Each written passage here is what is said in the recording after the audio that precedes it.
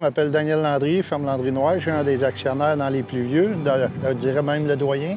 La ferme, ça a été fondé par mon fondateur Jean-Marie. Fait que ça a un début d'histoire des années 60. Fait qu'on est situé en plein cœur de la région des Bois-Francs, dans le gros bassin laitier. En ancrage, on parle de 4500 acres de terre en ancrage. Présentement, on est rendu avec une production de 53 000 litres de lait par 24 heures qu'on parle. Vous avez 3 sites de production laitière. Fait qu'on parle de 1400 à 1500 vaches en production laitière. Total de bêtes qu'on a présentement sur le site, on parle de 3500 bêtes totales. Écoute, nous autres, tu sais, dans le fond, on a construit Rovibec, un mélangeur qui était vraiment là, la plus grande dimension qui se fabrique en Amérique du Nord, un 2000 pieds cubes. Oui. Peut-être pour justifier avec les groupes et tout ça, pourquoi que ça prenait un si gros mélangeur que ça? Le volume de bêtes qu'on a soigné, il faut penser que c'est à tous les jours, c'est 7 jours sur 7. Donc, le volume de mélange a beaucoup changé. Et si on parle dans les détails aussi, c'est que le mélangeur, en étant un volume plus gros, il y a des mélanges qui sont plus gros que les autres.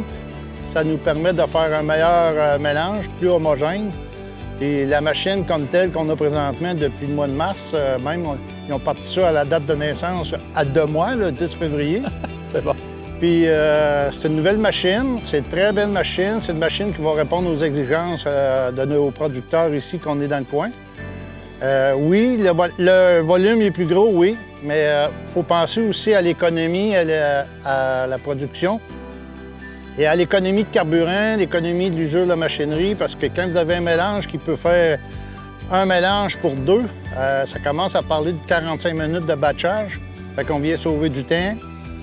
Puis le tracteur va virer moins longtemps.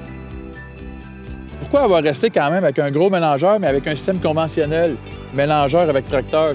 L'autochargeur, oui, c'est pour un certain volume, mais le matin que j'ai ce nombre de bêtes-là soignées, puis que le moteur où il y a une hausse hydraulique majeure qui freine sur une unité comme ça, on est un petit peu dans le petit caca. Tandis que si le tracteur il y a un problème, c'est tout simplement on enlève les accessoires, on enlève le tracteur, on remplace le tracteur par l'autre. L'espace de 15 à 20 minutes, on est capable de recommencer à soigner nos vaches parce qu'au volume qu'on a là, si on perd 2 heures de soignage, c'est un peu des gros soucis pour nous autres. Puis pour moi, j'aime mieux vivre comme ça, avoir le tracteur qui peut être interchangeable en tout temps. On appelle ça la simplicité. Puis, justement, il ne faut pas se le cacher, des mélangeurs de cette taille-là, avec cette capacité de mélange-là, l'équipe de recherche et développement, on a travaillé fort chez Rovibec, mais on est quand même surpris de l'énergie, de la force moteur du tracteur qui peut l'opérer. Tu me parlerais-tu un peu du tracteur? Ça, c'est encore un détail très important parce que la machine, de la manière qu'elle a été conçue, c'est que cette machine-là ne demande pas un gros tracteur à n'en plus finir. Parce qu'il faut quand même penser que dans les bâtiments qu'on a, surtout quand vous pensez pour ceux qui veulent expansionner, vous n'avez pas besoin d'une grosse machine énorme en avant du tracteur, fait que ça fait une machinerie qui est plus malléable pour l'opérateur, plus facile de vision que d'avoir un gros tracteur. Ça donne rien parce que la technologie qui a sur ce mélangeur-là a été pensée pour un tracteur de 200 quelques forces. Fait que c'est simple. Daniel, tu sais, depuis le début de la ferme ici, quand ton père a commencé, elle a pris l'expansion. Et puis, vous en avez eu plusieurs mélangeurs mobiles, des 900 pieds cubes, 1200 pieds cubes, 1500 pieds cubes. Et puis, avec le temps, vous avez l'expérience. Les pièces 2 heures, un mélangeur fait des heures, il travaille beaucoup. Ce que tu dirais qui est le plus important pour que ça assure sa durabilité, c'est quoi surtout? Bien, c'est sûr que dans la nouvelle machine, ce qu'on a présentement, c'est par rapport à ce qu'on a vécu avec l'autre machine auparavant. On a dû être obligé de refaire la cuve de l'ancienne machine qui était le 1500.